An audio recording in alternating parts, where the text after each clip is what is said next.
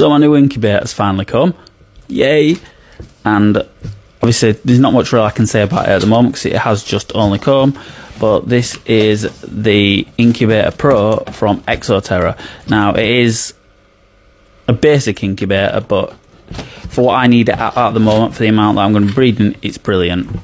The reviews on it are fantastic, and once I've had a bit of use out of it, I'll give some reviews. It's got a built-in thermostat, which I like, and as you can see here, it's got all the different settings for multiple animals, like what temperature you'll need it at and humidity. Like I said, it is basic, but to me this is really good. This is a really good first incubator for anyone. I've used homemade incubators in the past, but I just thought I'd get something a bit different this time. It's got its own built-in thermostat, as I said, like with the probe there.